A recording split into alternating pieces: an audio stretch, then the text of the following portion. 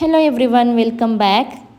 ಕೆಲವೊಂದು ವೆಜಿಟೇಬಲ್ಸ್ ಎಲ್ಲ ತಗೊಬಂದಿದ್ದು ಹಾಗೆ ಇಟ್ಟಿದ್ದೆ. ಸೊ ಅದನ್ನೆಲ್ಲ ಇವಾಗ ಅರೇಂಜ್ ಮಾಡ್ಕೊತಾ ಇದ್ದೀನಿ. ಆ್ಯಂಡ್ ಸಾಲ್ಟ್ ಕೂಡ ಖಾಲಿಯಾಗಿತ್ತು. ಸೊ ಅದನ್ನೆಲ್ಲ ರೀಫಿಲ್ ಮಾಡಿಕೊಂಡು ಒಂದು ಸಿಂಪಲ್ಲಾಗಿ ಬೇಳೆ ಸಾರು ಮಾಡೋಣ ಅಂತ ಹೇಳಿ ಎಲ್ಲ ಕಟ್ ಮಾಡ್ಕೊತಾ ಇದ್ದೀನಿ.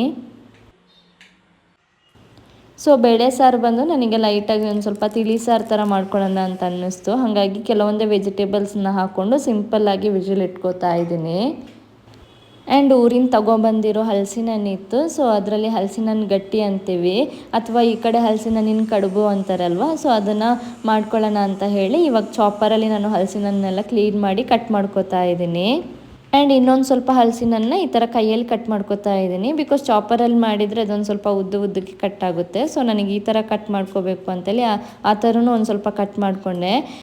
ನೆಕ್ಸ್ಟ್ ಮಿಕ್ಸಿ ಜಾರಿಗೆ ಸೋಕ್ ಮಾಡಿರೋ ರೈಸು, ದೆನ್ ಚಾಪರಲ್ಲಿ ಕಟ್ ಮಾಡ್ಕೊಂಡಿರೋ ಹಲಸಿನ ಹಣ್ಣು, ದೆನ್ ಸಾಲ್ಟು, ಪೆಪ್ಪರು, ಒಂದು ಸ್ವಲ್ಪ ನೀರು ಸೇರಿಸ್ಕೊಂಡು ಇದನ್ನೆಲ್ಲ ಚೆನ್ನಾಗಿ ರುಬ್ಕೋತಾ ಇದ್ದೀನಿ. ಹಲಸಿನ ಹಣ್ಣು ಕಡುಬಿಗೆ ಒಂದು ಸ್ವಲ್ಪ ತಿಕ್ಕಾಗಿರಬೇಕಾಗುತ್ತೆ ಬ್ಯಾಟರು. ನಾನು ಮಿಕ್ಸಿಯಲ್ಲಿ ರುಬ್ಬೋದ್ರಿಂದ ಒಂದು ಸ್ವಲ್ಪ ಇಷ್ಟೇ ತಿಕ್ ಮಾಡೋದಕ್ಕಾಗಿದ್ದು. ನೆಕ್ಸ್ಟ್ ಅದಕ್ಕೆ ಒಂದು ಸ್ವಲ್ಪ ತೆಂಗಿನಕಾಯಿ ತುರಿನ ಆ್ಯಡ್ ಮಾಡಿಕೊಂಡು ಅದನ್ನು ಚೆನ್ನಾಗಿ ಮಿಕ್ಸ್ ಮಾಡ್ಕೋತಾ ಇದ್ದೀನಿ. ನೆಕ್ಸ್ಟ್ ಇದಕ್ಕೆ ಒಂದು ಸ್ವಲ್ಪ ಕೈಯಲ್ಲೇ ಆವಾಗ ಕಟ್ ಮಾಡಿರೋ ಹಲಸಿನ ಹಣ್ಣು ಇತ್ತಲ್ವ, ಸೊ ಅದನ್ನು ಸೇರಿಸ್ಕೊಂಡು ಅದನ್ನು ಒಂದು ಸ್ವಲ್ಪ ಚೆನ್ನಾಗಿ ಮಿಕ್ಸ್ ಮಾಡ್ಕೋತಾ ಇದ್ದೀನಿ. ಈ ಥರ ಆ್ಯಡ್ ಮಾಡೋದ್ರಿಂದ ಅದೊಂದು ಸ್ವಲ್ಪ ಚೆನ್ನಾಗಿ ಬರುತ್ತೆ, ಒಂದು ಸ್ವಲ್ಪ ಸ್ವೀಟಾಗಿ ಚೆನ್ನಾಗಿರುತ್ತೆ ತಿನ್ನೋದಕ್ಕೆ ಅಂತ. ಆ್ಯಂಡ್ ಹಲಸಿನ ಹಣ್ಣು ಏನಾದರೂ ಸ್ವಲ್ಪ ಸ್ವೀಟ್ ಕಮ್ಮಿ ಇದೆ ಅಂದರೆ ಬೆಲ್ಲ ಕೂಡ ಆ್ಯಡ್ ಮಾಡ್ಕೋಬಹುದು. ನೆಕ್ಸ್ಟ್ ಎಲ್ಲ ಚೆನ್ನಾಗಿ ಮಿಕ್ಸ್ ಮಾಡಿಕೊಂಡು ಬಾಡಿಸಿಟ್ಕೊಂಡಿರೋ ಬಾಳೆ ಎಲೆ ಮೇಲ್ಗಡೆ ಬ್ಯಾಟ್ರನ್ನ ಈ ಥರ ಸೇರಿಸ್ಕೊಂಡು ಅದನ್ನ ಚೆನ್ನಾಗಿ ಫೋಲ್ಡ್ ಮಾಡ್ಕೋತಾ ಇದ್ದೀನಿ. ಬಾಳೆಲೆನ ನಾನೊಂದು ಸ್ವಲ್ಪ ಬೆಂಕಿಗೆ ಹಿಡಿದು ಬಾಡಿಸ್ಕೊಂಡಿದ್ದೀನಿ. ಇಲ್ಲಾಂದರೆ ಈ ಥರ ಫೋಲ್ಡ್ ಮಾಡಬೇಕಾದ್ರೆ ಅದೊಂದು ಸ್ವಲ್ಪ ಕಟ್ಟಾಗಿಬಿಡುತ್ತೆ. ಅದಕ್ಕೊಂದು ಸ್ವಲ್ಪ ಬಾಡಿಸ್ಕೊಂಡ್ರೆ ಅದು ಈಸಿಯಾಗಿ ಫೋಲ್ಡ್ ಮಾಡೋದಕ್ಕಾಗುತ್ತೆ. ನೆಕ್ಸ್ಟ್ ಎಲ್ಲದನ್ನು ಈ ಥರ ನಾನು ಸ್ಟೀಮರಲ್ಲಿ ಒಂದ್ರ ಮೇಲ್ಗಡೆ ಒಂದು ಥರ ಇಟ್ಬಿಟ್ಟು ಆಲ್ಮೋಸ್ಟ್ 20 ಮಿನಿಟ್ಸ್ ಹೀಗೆ ಬೇಯಿಸ್ಕೋಬೇಕಾಗುತ್ತೆ.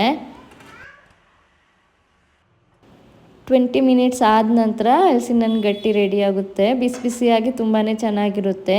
ಇದು ತುಪ್ಪ ಜೊತೆ ಅಥವಾ ಚಟ್ನಿ ಜೊತೆನೂ ಚೆನ್ನಾಗಿರುತ್ತೆ. ನಾನು ಬಂದು ತೆಂಗಿನಕಾಯಿ ಚಟ್ನಿ ಮಾಡ್ಕೊಂಡಿದ್ದೆ, ಅದ್ರ ಜೊತೆ ತುಂಬ ಚೆನ್ನಾಗಿರುತ್ತೆ. ಇಲ್ಲಾಂದರೆ ಚಿಕನ್ ತಿನ್ನೋರಾದರೆ ಚಿಕನ್ ಸಾಂಬಾರು ಕೂಡ ಚೆನ್ನಾಗಾಗುತ್ತೆ.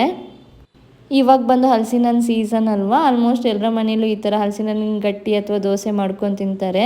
ತಿನ್ನೋದಕ್ಕೂ ತುಂಬಾ ಚೆನ್ನಾಗಿರುತ್ತೆ. ಆ್ಯಂಡ್ ಹಲಸಿನ ಹಣ್ಣು ಹಾಗೆ ತಿಂದರೆ ಕೆಲವ್ರಿಗೆ ಹೊಟ್ಟೆಗೆ ಆಗೋದಿಲ್ಲ. ಸೊ ಅಂಥವ್ರಿಗೆಲ್ಲ ಇದೊಂದು ಒಳ್ಳೆ ಸೊಲ್ಯೂಷನ್.